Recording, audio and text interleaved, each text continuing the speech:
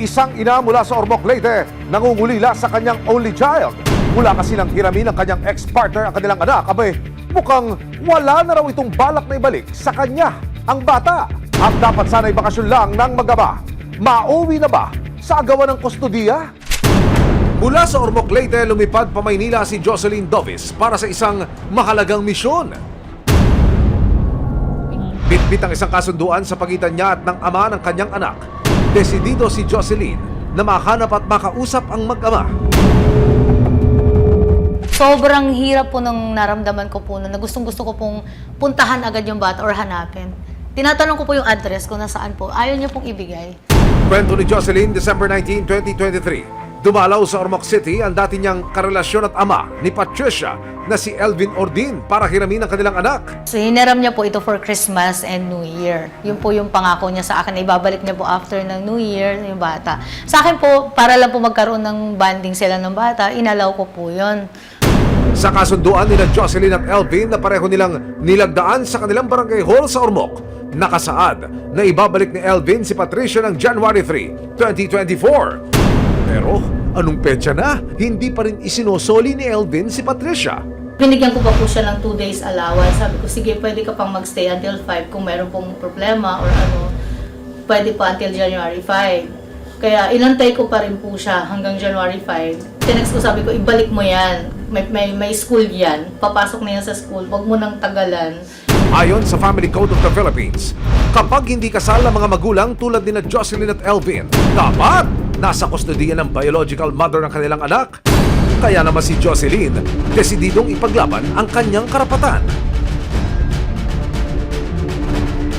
May possibility po na Yan po yung nandiyan po sa loob.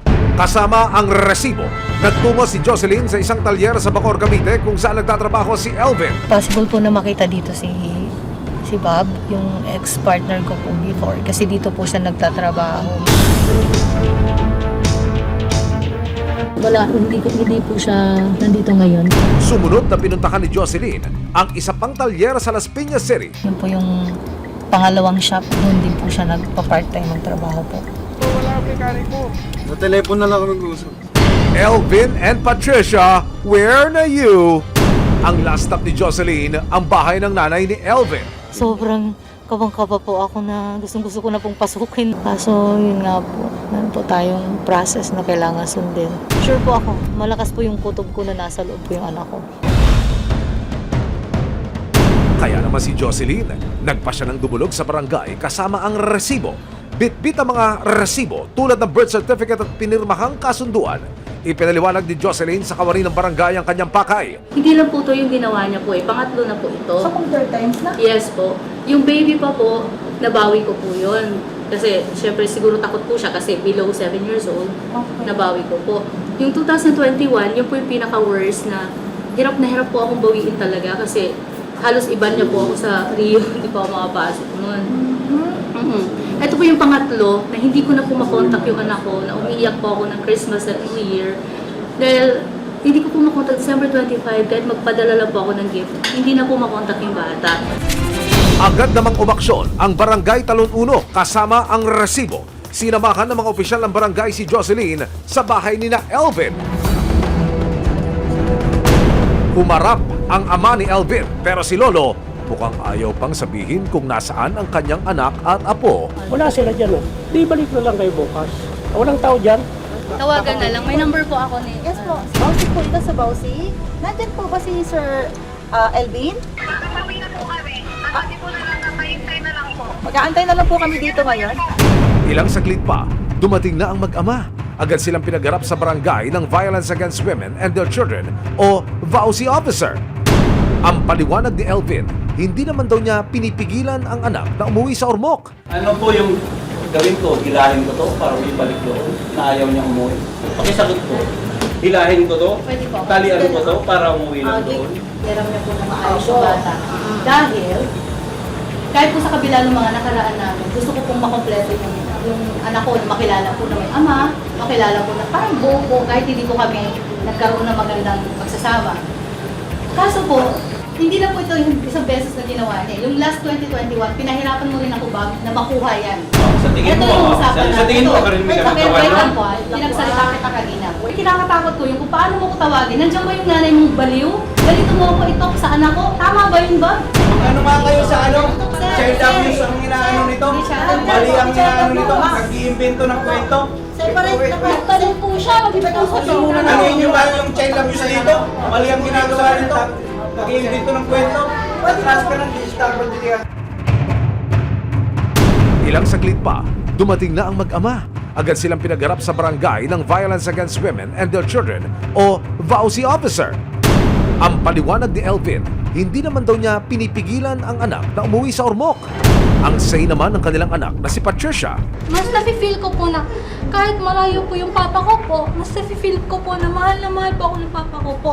So, ayaw mo nang sumama. Ayoko na po. Pero kasi ang nagsusupport yata, sino ba nagsusupport? Nagsusupport po sa akin po. Nagsusupport. Sa ngayon po, nagbibigay naman po si Bob. Nagpapadala po. Papadala naman po. Nung bata pa po ako, si papa ko po Hindi. talaga po nagsusupport po. Hindi. Simula nung pinanganak ka, wala si Bob, kahit lang din. Kahit ano. Ayan, opo, at Kailangan ko magtrabaho para may panggatas ka. Paano yung panggatas mo? Paano yung diaper mo? Walang suporta pa noon.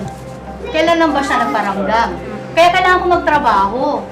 Kailangan ko magtrabaho. Paano mabubuhay ka? Wala siya eh. Nagtago siya eh. Kailan lang siya nagpakita? Kaya kailangan ko mawala, magtrabaho. Yun ang single mother eh. Pero hindi ko winawala yung effort niya na gusto niya maging part. Kaya nga pinapahiram kita eh. Kaya inaalaw kita. Pero sinabi ko sa'yo, di ba? Huwag mo akong i-stress. Dahil alam mo, nagtatrabaho ako para masuportahan yung mga pangangailangan. Naturally, disiplina kita. Wait lang po, wait lang. Nag-explain pa po ako eh. Dapat po kasi pag nagdidisiplina, hindi po ganun po. Dapat pinapakinggan mo muna side namin. Dapat hindi ka na lang po yung gusto mo na lang. Dapat sundin namin. Kasi ang hirap po pag ganun. Nabubugbog ka ba? Napapalo ka ba? Nasasakmay? Verbally po, emotionally po. Mura ka? Ano ang salitang sinasabi sa'yo para ikasama talaga ng kalooban mo? Yung the way niya po kasi pag hindi po nasusunod po yung gusto niya po. Parent po kami, hindi po. Parent, you have to obey your parent. You have to respect your Ano ba? parent. Walang parent na Nag-isanhi na perfect. para matapos na ang pagtatalo, tinawagan na ng VAUSI officer ng barangay ang Women's Desk ng PNP Las Piñas City para humingi ng rekomendasyon. Kalaunan, nagkasundo na rin ang dalawang panig na ibalik si Patricia sa kanyang ina. Sumama ka na kay mami. Sige na. Nitong Huwebes, ipinatawag ng DSWD Las Piñas City sina Jocelyn at Elvin.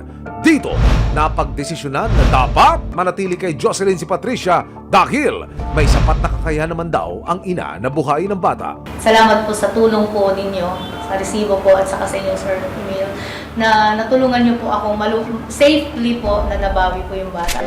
Titignan pa raw ng DSWD Ormoc sa Leyte ang sitwasyon ni na Jocelyn, Elvin at Patricia para magkaroon ng huling desisyon kung kanino talaga dapat mapunta si Patricia. Pero sa ngayon, bukod sa karapatan, kinikilala ng mga social worker ang kakayahan ni Jocelyn na buhayin at palakihin ang kanyang anak ng maayos.